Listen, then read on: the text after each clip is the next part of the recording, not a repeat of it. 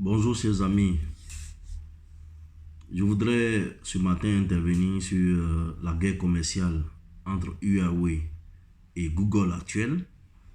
Et vous avez noté comme moi sur les réseaux sociaux et au travers de d'autres presses que Google a décidé de suspendre ses licences qu'ils ont attribuées à Huawei. Voilà. Maintenant, quelle est l'origine de cette crise-là? D'où vient cette crise-là? Et quelles leçons nous, pays africains, pouvons-nous en tirer? Voilà. D'abord, de prime abord, je voudrais très clairement dire ceci. Il ne s'agit pas d'une guerre entre opérateurs privés, c'est-à-dire entre société Google et société Huawei. Il s'agit bel et bien d'une guerre économique entre deux grandes nations, les États-Unis et la Chine. Voilà. Et je voudrais ici et maintenant attirer l'attention des uns et des autres sur la réponse des dirigeants africains, notamment même des dirigeants ivoiriens, lorsque les entrepreneurs les appellent, lorsque les entrepreneurs interpellent l'État pour bénéficier d'un soutien, on nous retorque que nous sommes un pays libéral et donc nous ne pouvons pas faire d'interventionnisme. Alors, que se passe-t-il dans ces grands pays qui ont donné ces leçons du libéralisme? Quelle est leur vision? Comment pratiquent-ils ces pays-là au quotidien leur libéralisme? Voilà, il faut très clairement dire à nos autorités que on ne peut pas être plus roi que le roi lui-même.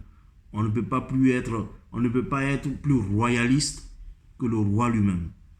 Voilà, donc ceux qui ont créé le libéralisme économique eux-mêmes font de l'interventionnisme, soutiennent leur société et au travers de leur société mènent même des guerres commerciales. Voilà, pour revenir au sujet, que se passe-t-il? C'est très simple. Depuis longtemps, une crise politique couvrait entre les États-Unis et la Chine, notamment au niveau du Conseil de sécurité. Les États-Unis prennent très rarement la position en faveur de la Chine, tout comme la Chine d'ailleurs. Donc, il y a ces divergences politiques qui existaient déjà entre ces deux nations. Mais ensuite, il y a aussi le retard technologique des États-Unis par rapport à la Chine, qui fait que la Chine est en train de ravir tous les marchés de technologie au travers de ses compagnies, notamment Huawei. Et cela est un grand manque à gagner et cela risque de détrôner de façon officielle, je précise de façon officielle parce que déjà, de façon officieuse, la Chine est la première puissance économique au monde. Alors, donc de façon officielle, les États-Unis risquent de perdre leur poste de leader mondial, leur poste de première puissance économique. Voilà. Et ça ne peut pas être accepté pour les Américains. Voilà. Ça, c'est de deux. De trois, on parle de plus en plus de la technologie du 5G. Cette technologie-là, la Chine l'a déjà apprêtée depuis des années en avance. Et du coup, si cette technologie accourt, cette technologie est mise en œuvre, cela va montrer à nouveau le grand retard des États-Unis. Voilà. Et nous parlons ici d'une somme financière d'à peu près 24 000 milliards de dollars. 24 000 milliards de dollars. Convertissez cela en CFA et vous saurez pourquoi aujourd'hui la guerre commerciale a été déclenchée. Voilà.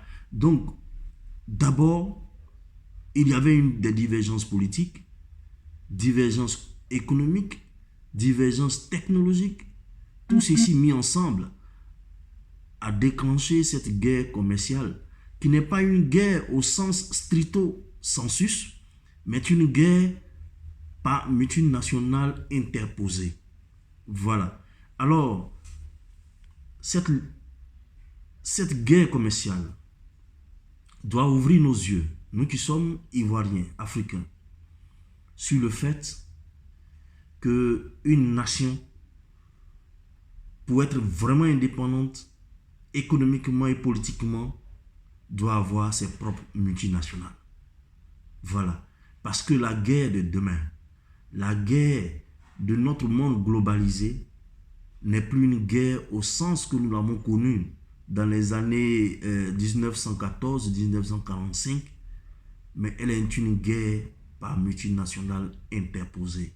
Alors, tant que la Côte d'Ivoire ne soutiendra pas ces entrepreneurs pour que demain, nous voyons naître ici des multinationales ivoiriennes, on sera toujours à la traîne, on sera toujours peut-être indépendant politiquement entre griffes, mais on n'aura jamais, jamais, jamais la vraie indépendance. Voilà, seule une multinationale peut contrer une autre multinationale. Actuellement, Google a posé ses pas, mais attendez-vous à la réplique de Huawei. Voilà, et donc, c'est la leçon que je voudrais tirer de cette guerre commerciale en demandant aux Ivoiriens, en demandant à la Côte d'Ivoire de se réveiller, de soutenir ces entrepreneurs, de faire d'eux demain des multinationales qui tiennent le monde pour que demain notre indépendance économique s'affirme seule sans avoir besoin de crier. Voilà, c'est ce petit commentaire que je voulais faire sur la crise actuelle. Ceci dit, je voudrais aussi inviter nos pays, la Côte d'Ivoire, à analyser, grâce au concept Nouvelle Vision, à analyser les opportunités à tirer de cette crise, de cette guerre commerciale entre les États-Unis et la Chine. États-Unis, Chine, deux grands partenaires pour la Côte d'Ivoire. Alors, quand vous avez deux grands partenaires qui se battent, vous, au milieu, vous devez vous arranger à en tirer profit. Car tout ce qui est crise génère des opportunités. Merci et bonne journée chez vous.